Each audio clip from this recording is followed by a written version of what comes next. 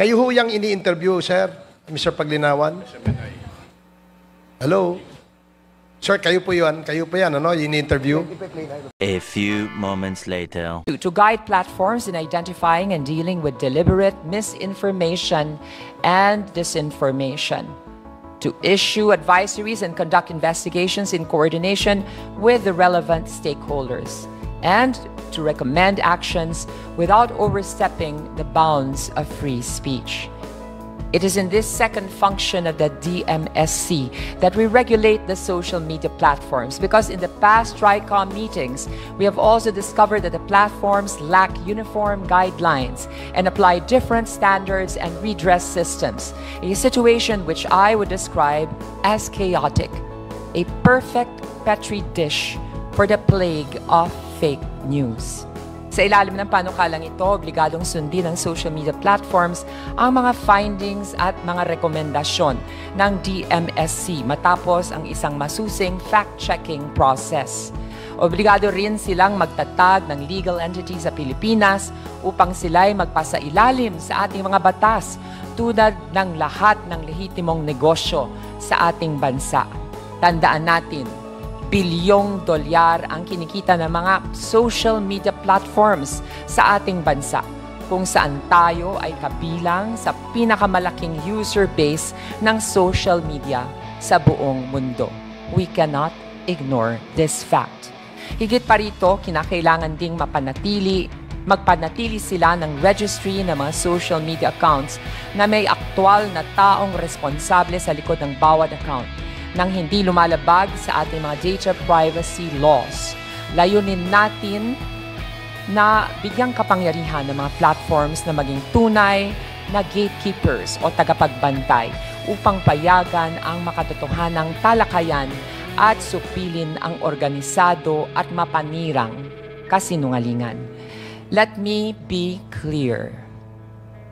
It is not, I repeat, it is not our intention to silence voices of dissent. On the contrary, dissent is the heartbeat of democracy. But our collective obligation is to ensure that such dissent is based on facts, grounded in reason, and never weaponized to deceive. Paano tayo nakarating sa panukalang ito? Well, we debated different models of regulation: government-led, platform-led, and hybrid systems. But we ultimately settled on a model that upholds the least restrictive means, guided by jurisprudence, to address a compelling state interest, that is, to protect the public from deception while preserving and recognizing the right to free speech. We took the time to ensure that it passes all constitutional tests. That, number one, it is necessary. Number two, that it is proportionate or commensurate. And number three, that it is narrowly tailored to address harm without silencing legitimate expression. Kaya't ang tanong natin ngayon, matapos ang lahat na natuklasan natin dito sa komite na ito, which is an investigation in aid of legislation, ano ang susunod? Ano ang ating gagawin? Sa pagwawakas ng 19th Congress, tangan na natin, mga kapwa ko miyembro ng komite, ang ebidensya. Tangan na natin ang pangangako at pag-asa na makahanap ng solusyon. And I believe we already have the solution in our hands. Ngunit higit sa lahat, tangan natin ang tungkulin, the duty. Because this is not the end. This is only the beginning of a deeper, more meaningful commitment. We will not stop until we create a digital ecosystem where truth thrives, where freedom is honored, and where accountability reigns. Hindi natin papayagan ang cyberspace na maging larangan ng panlilinlang. We will not allow social media to be weaponized against our democratic institutions. Ngayon ang panahon para kumilos, sapagkat kung tayo'y mananahimik, tayo na mismo ang magpapabaya sa kinabukasan ng ating bansa. This has always been a committee, an investigation in aid of legislation. We discover the problems and we present the solutions. Hence, the bill I filed last Monday, House Bill 11515, as well as the bill filed by Representative Rufus Rodriguez for the consideration of this committee. Although these bills do not have the material time to be approved in the 19th Congress, it is my firm hope and conviction that our lawmakers in the 20th Congress will continue the fight. Ipagpapatuloy nila ang labang ito. Sana ang panukalang ito ay magsilbing inspirasyon at gabay sa mga sumusunod na mababatas sa ika-20 Kongreso. Pero pa sana ko isang papakita pa ulit sana kung maaari bago ako mag-closing. Pwede bang... Hindi kasi kanina... Hindi, 2 minutes lang, Mr. Chairman. It's just 2 minutes. I just wanted to get the comment of Mr. Paglinawan.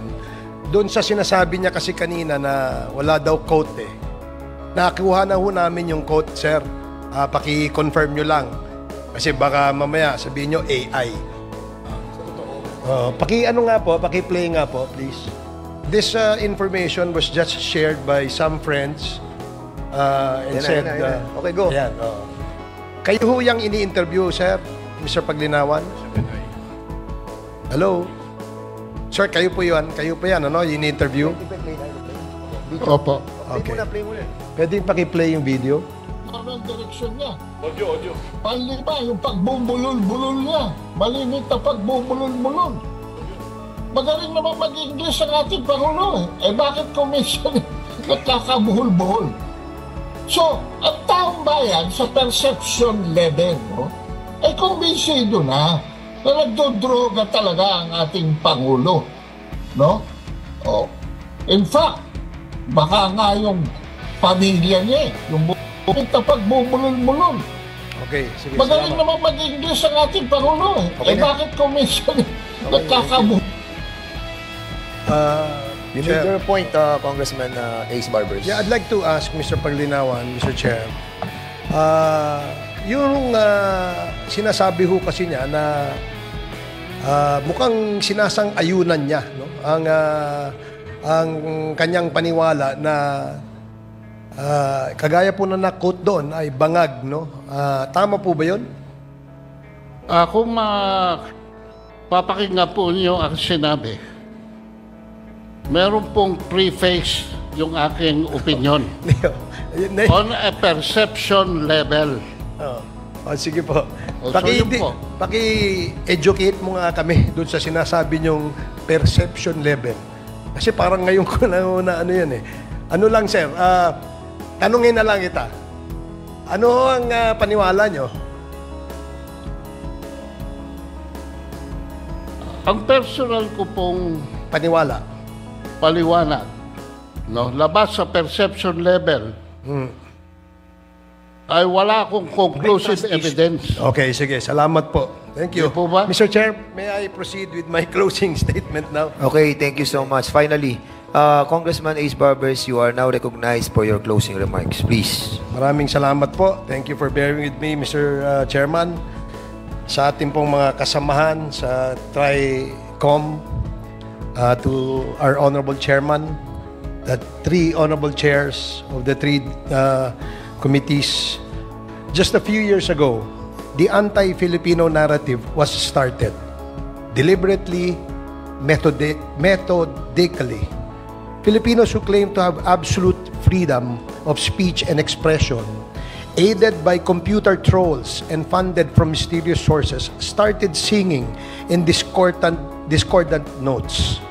Their tune, discrediting government leaders, politicians, and any other Filipino who dare go against the politicians of their choice and speak against China on the matter of the West Philippine Sea. All of a sudden, the airwaves and the social media were abuzz with fake news. All of a sudden, people who have been obscure all their lives became overnight journalists, writers, expert analysts, opinion makers, and so-called influencers with little or no formal training at all in these fields. Those who had through everything they knew down the drain and inexplicably joined the chivalry. They have two things in common though: arrogance and gross ignorance. They bully their way through, calling people who do not share their imagined facts with insulting names as if they have mental and intellectual superiority over everybody. They deliberately twisted facts or labeled them as lies while peddling their own lies with threats and arrogance to take the place of truth. As Goebbels would have it, lies repeated 1,000 times become the truth, at least to those who peddle them. There seemed to be no end in sight to their traitorous acts and claims until the TRICOM came into being and boldly held the bull by the horns. If Goebbels was their weapon, TRICOM had Newton. For every action, there is an equal opposite reaction. People have had enough. The lies have to stop. Anti-Filipino propaganda had to be exposed for what they are: lies. Vloggers, pseudo-journals, writers, or whatever they want to call themselves have to be confronted with the laws that guarantee the people protection from lies and libelous remarks. No right nor freedom is absolute, not even life. TRICOM has uncovered and fished out from the mouths of the principal players that some of them were recruited by the Chinese embassy, sent to China, and trained in propaganda tactics aimed at influencing public discourse on crucial national issues. Alarmingly, this includes shaping narratives around the West Philippine Sea to favor China's territorial claims. They were funded by China. Question is this a patriotic act? You tell me. Sa mahabang panahon, Mr. Chairman, binabastos nila ang mga politiko na lumalaban sa China at hindi kaalyado ng politikong sinusuportahan nila na nagtatanggol naman sa China. Binabatikos nila ang mga opisyal ng pamahalaan na lumalaban sa China sa usapin ng West Philippine Sea. Minumura nila at tinatawag ng kung ano-ano ang mga tinuturing nilang kaaway, politiko man o opisyal na nagsusulong ng interes ng mga Pilipino at ng ating bayan. At nang sila na nga ay inimbitahan ng TRICOM. Ano ang sinabi nila? Panggigipit daw sa kanila at sa kanilang karapatang magpahayag ng kanilang opinyon. Lubhang nakakatawa, Mr. Chairman, na ang mga nag-umpisang maghasik ng kasinungalingan ay biglang nagtago sa likod ng maling paniniwalang meron silang karapatan na hindi mapipigilan ng kahit na anong batas. Ano ang nangyari? Napahiya sila nang hindi sila kinatigan ng Korte Suprema. Pinatitigil nila ang TRICOM sa pag-iimbestiga sa kanila, subalit sila ay ayaw tumigil sa patuloy na pambabastos sa mga personalidad na ayaw nila. Kung kayo ay mga Pilipino at nagmamahal sa bayan at hindi sa salapi, bakit hindi ninyo suportahan ang laban ng bayan sa West Philippine Sea? Ni minsan ay hindi nyo tinuligsa ang pagbangga ng mga barko ng China sa maliliit na bangka ng ating mga mangingisda, sa mga maliliit na research vessels ng BFAR, sa mga maliliit na bangka na nagde-deliver ng mga pagkain sa mga sundalo natin sa BRP Sierra Madre. Sa halip na ito ang gawin ninyo, nakabibinging katahimikan ang inyong mga sagot. Sa pag-water cannon sa Philippine Coast Guards natin, ano ang sinabi nyo? Wala. Patunay lamang sa pag-amin ninyo sa TRICOM na kayo ay ginastusan ng China at tinuruan sa China ng pagpapalaganap ng propaganda laban sa Pilipinas na bayan ninyo. Sana hindi dumating ang panahon Nabaliktarin kayo ng mga bagong amo ninyo at ikulong kayo at parusahan at sabihin kayo ay mga spies ng Pilipinas. Ang sinabi pa ninyo, nung kayo ay tinatanong sa pagpapakalat ninyo ng fake news, ay maaaring fake news ngayon, bukas totoo. At ito nga ay halintulad pa ninyo kay Galileo na ika ninyo ay ganun din na pinagbintangan na fake news ng kanyang sinabing ang mundo ay umiikot sa araw.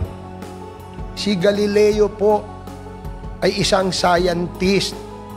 Gumamit ng mga pamamaraan at nagsaliksik, naghanap ng datos hanggang sa kanyang natuklasan na umiikot nga ang mundo sa araw. Kayo po, ang tanong, ano po bang tools ang ginamit ng mga nagbabaliktad ng simpleng katotohanan upang masabing ang kasinungalingan ninyo ang dapat paniwalaan?